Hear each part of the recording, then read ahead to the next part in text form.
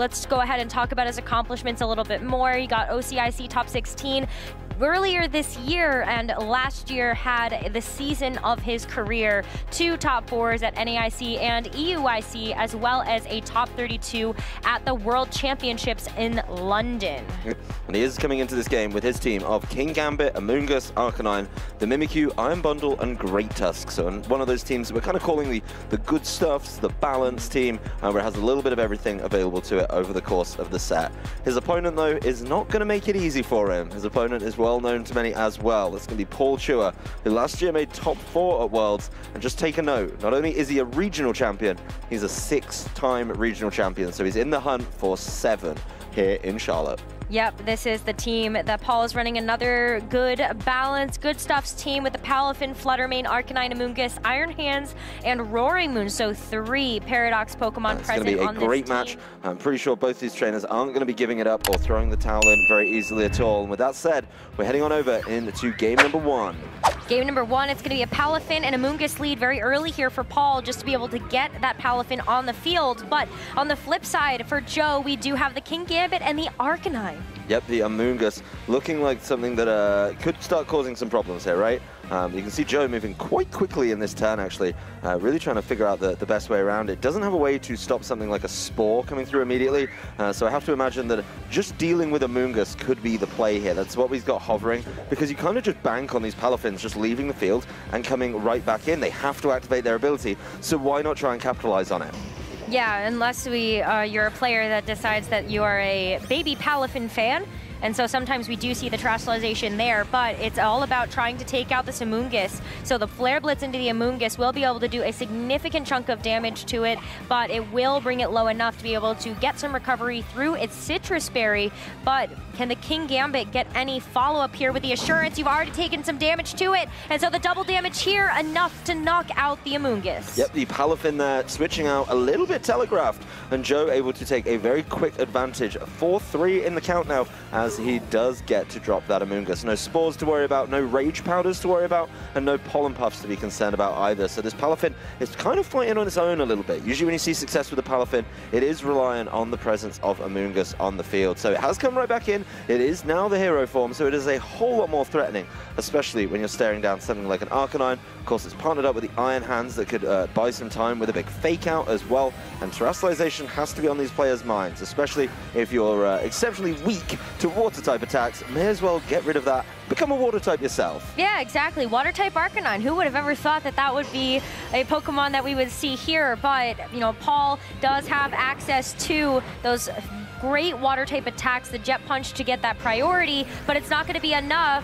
Joe leaning into the supportive capabilities of this Arcanine, landing the Will-O-Wisp onto the Iron Hands, and so that is going to continue to whittle away. The Wild Charge, though, into the King Gambit, it's just not going to do nearly enough. Yeah, I mean, I was a little bit concerned there for a second. I was like, if he goes for the Wild Charge there on Arcanine, this could be a crazy turn, but it just wasn't to be. This Palafin seems like it's kind of caught in a very sticky situation, isn't able to immediately make a huge impact on the game. That Jet Punch, of course, going into the Water type of Arcanine. The Wild Charge not following it up, so maybe something that Paul wasn't really thinking about in that turn. Maybe expecting the King Gambit to go Flying type instead, something that we've seen a lot more from these King Gambit players. But he's gone with a defensive one, and this time it's really, really paid off. So this Iron Hands is kind of in a sticky situation. It's now burned, doesn't really have great options right now. And then, of course, it's, you know, going to struggle a little bit. Doesn't have its Fake Out anymore as well. As said, the Palafin will be taking its turn to protect.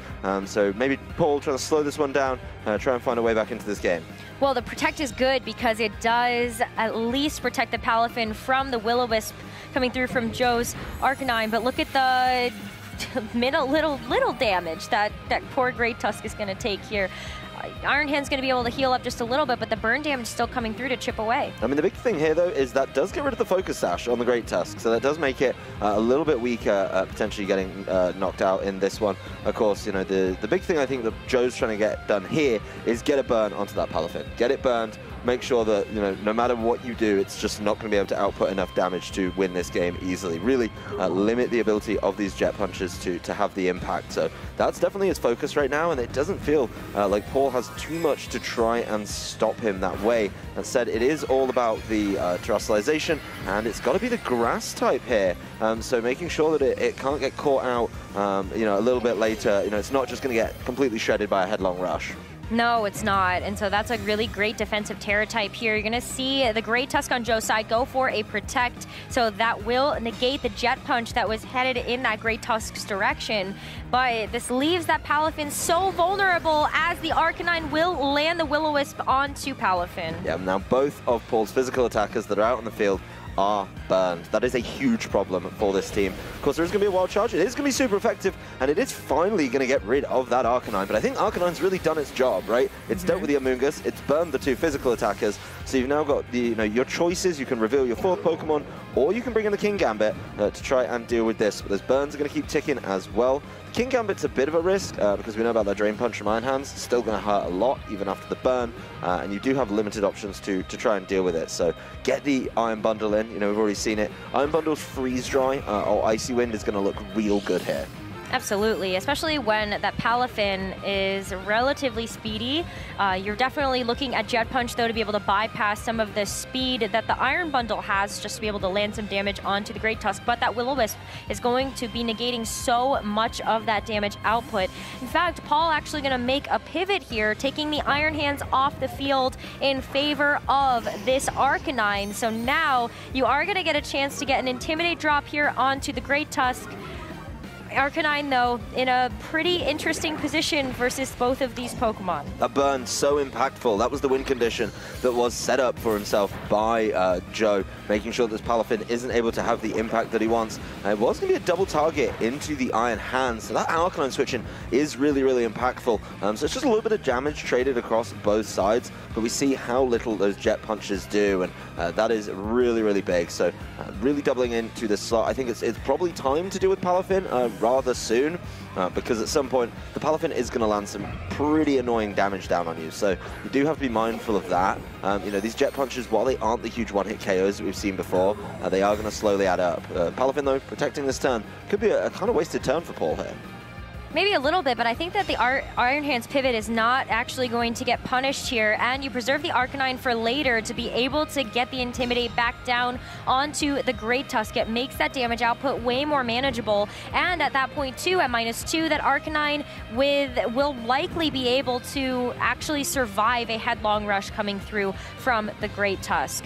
So as long as it's not going to be able to take too much damage when it comes back in, you're really looking right now for Paul to try to survive through these next few turns, make sure that he can sustain through that damage. Yeah, it's going to be it's tough. Both these trainers are kind of in a good position to try and push on, but if they make one misstep, I think there's going to be some nasty knockouts that swing the momentum one way or another. Like you said, the Great Tusk is intimidated, and that could be a bit of a problem. You know, double protect here makes a lot of sense from Joe. Make sure you don't get faked out and just see where this Palafin would be throwing its attack if it wants to. It's still going with Jet Punch into that Great Tusk. Makes a lot of sense. That is something that is potentially within range for the knockout as well. This Palafin is burning. It's slowly but surely getting whittled down. The Iron Hands also getting burned, but does have the option to recover with the Drain Punch, so could be sticking around for a very long time. Let's see where the trainers go in this turn, because we're kind of reaching the point where it's like, okay, the burns are starting to tick up, the damage is starting to rack up. Somebody's got to really make this game explode very, very soon. Yep. I think it's really risky here as well. I mean, Joe's kind of going for a hard read if you're going to end up trying to bring the King Gambit in this turn, because you still have the ability for Paul to switch in the Arcanine, so maybe you're able to catch the Defiant boost if you do see the Arcanine switch in here. But these next few turns are going to be very, very important. Let's see how they are going to approach this end game, as we are starting to get a little close. Yeah, but Paul, Joe, actually, we can obviously see the moves he's making, is really adamant on getting something done into this Palafin, which could just protect. He timed out. It did time out, I think, so this could be dangerous, but he has at least got the King Gambit in. If the switch comes through, that Iron Hands for Arcanine again, this could be treacherous. It is not going to happen, though. So this King Gambit takes the Jet Punch really well. Yeah, so that definitely feels really good here. The Icy Wind, though, coming through, connecting onto both the Palafin and the Iron Hands. Still not going to be doing too much damage there, but at least you're still getting some utility off of the Iron Bundle, despite the fact that you might have ended up switching out. But what a big Drain Punch into the King Gambit. It's going to have to take that on the switch in. Paul making some excellent choices here in this turn. Yeah, that was a really big call by Joe to get the King Gambit in, or at least try and get the King Gambit in safely and wait for the Arcanine to turn up. Then you get Defiant activated, you get a boost to your attack, and you're able to apply pressure wherever you want, really, after that point. You've got Sucker Punch, and you're potentially faster after the Icy Winds as well, but no sign of the Arcanine means that King Gambit gets caught with a Drain Punch for its troubles, and that's Iron Hands putting down the pressure. I mean, King Gambit has to try and play around with priority now. It doesn't have the option to try and get some extra work done, so a lot to be worked on. Of course, that Arcanine at some point maybe just facing off against the Great Tusk, so it kind of works in Joe's favor planning forward, right? Like if he can deal with these two, with the two he's got on the field, that Great Tusk at some point should be able to answer and deal with the Arcanine. So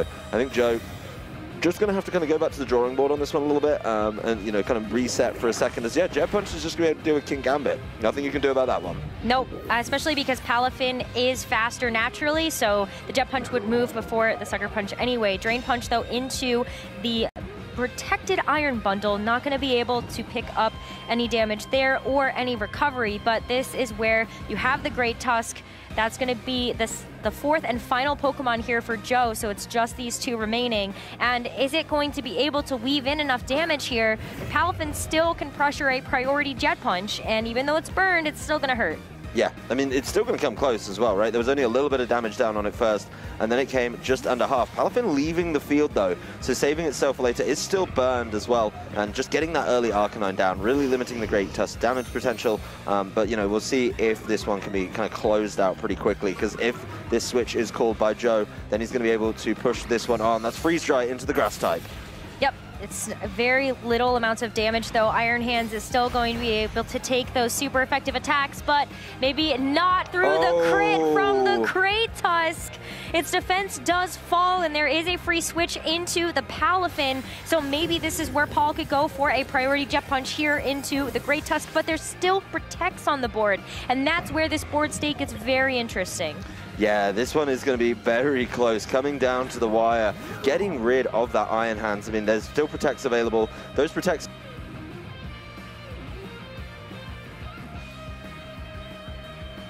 what we want to see going forward. You know, the Jet Punches are going to be limited in power just because the burn that's still there. But, you know, there's still a full health Iron Bundle on the other side, so maybe just Protects, let the burns do a little bit of work on the one burn now, and then you open up more avenues to be able to play the game. Yeah, for sure. I mean, Palafin protecting on Paul's side as well is going to make sure that this Hydro Pump hits its mark into the Arcanine. It is going to be a knockout onto that Pokemon, and Paul, just with the Palafin left on the board, it can't handle two Pokemon at once. Especially if it's going to be burned. You only have the option to go after one, not the other. Yeah, that one absolutely seals it. This Palafin is not able to attack both of them in this turn, and you're either going to get hit by a Freeze Ray or anything off the Great Tusk for that knockout. So while the mid-game was definitely tense, both players trying to make reads and predict around each other, find those openings that they need, Joe Ugarte comes out on top, so it takes one step closer towards the finals here. So it's back to the drawing board here in game number 2. It is going to be a change-up, I believe. Yeah, it's definitely a change-up because it was Palafin in the lead last time for Paul Chua. I like this a lot more because it means you can't just lose your Amoonguss turn 1. Yep, I agree. I think the Amoonguss here is a really nice choice to have next to the Iron Hands, especially when you have the fake-out pressure from the Iron Hands to be able to hopefully spore something in the future. You've got Amoonguss, though, across the board, and so fake out into the Arcanine to make sure it's not going to be able to move this turn, and yep, Spore trying to come through, but Amoonguss not affected by that. Yeah, not going to be a problem for him right now, so this Amoonguss probably going to be forced away from Paul's side of the field. Not something that he wants to be too worried about, so just let the Amoonguss try and do its work, you know, and see where you can go from there. Of course, this is going to be a very tough situation if the burns come through once again, so we'll see if he can get these turns exactly in the order he wants. He knows, obviously Paul knows that Spore isn't going to be an option here, so I have to imagine Joe's trying to call it once again. He really wants that Defiant boost, and there's the Iron Hands leaving the field. Uh-oh, what's going to be switching in here? Wait for it. It's the Arcanine! That is a huge read by Joe Ugarte. He's going to intimidate an Amoonguss and give a Defiant boost over to a King Gambit. That has been one of the focal points of Joe's team, and it's going to be a problem. Amoonguss's Spore goes into the safety goggles, so the same item across the board. Yep. But the Spore lands into Joe's King Gambit, so while it did get the Defiant boost, King Gambit is going to have to take a turn of sleep next turn, and that provides Paul some valuable time to be able to figure out how he's going to have to deal with this. I mean, King Gambit right now is a little bit vulnerable when you look at the Arcanine across the way, but yeah, as you called it out, Arcanine carrying the safety goggles for both players won't be affected by the Rage Powder or the Spore. I mean, that's a huge read from Paul, to be honest with you, you know, saying, I think you're going to try and do the King Gambit play on me again. So I'm going to Spore into that slot. And just getting it there, knowing that the safety goggles was on the Arcanine is absolutely huge. So a really big turn there for Paul. Just has to take advantage of this time that Amoonguss is able to keep this King Gambit asleep. Because when that King Gambit wakes up, that Defiant boost is going to hurt significantly. As part of trying to keep it around, this is Joe just taking it to the Flying type, knowing there's nothing that hits it super effectively right now, and the only thing that could hit it super effectively would be that Iron Hands, which would have to come in against this Arcanine. Yeah, well, look at the Flare Blitz from Paul's Arcanine into Joe's Arcanine. It's not going to do very much damage there. Obviously, Paul would have loved to hit the Amoonguss to be able to take that off the board, but Arcanine is also not going to be able to take the Spore either. You're kind of waiting at this point if you're Paul. I mean, constantly going for Spores here. You're hoping to be able to catch something on the switch-in that would be able to be affected by Spore, but you're also kind of waiting for Amoonguss to be able to do something else. Yeah, this could be a big read, though, from Joe, as the Iron Hands is coming in. The Arcanine's not in a great position to do anything now after that Flying Terror, and what slowed the Iron Hands down so significantly in game number 1? It is going to be the Will-O-Wisp, and let's see if Arcanine is able to make it happen. Once again, it is. That's 3 for 3 in this game for Joe Ugarte. Iron Hands now being burned. It feels like we're seeing a rerun of game number 1. Paul, though, still might be able to get something done here with the Iron Hands. It's still a pretty bulky Pokemon, so it's not going to get knocked out super easily, but that Assault Vest is not going to save it from the King Gambit or this Arcanine across the way. Nope.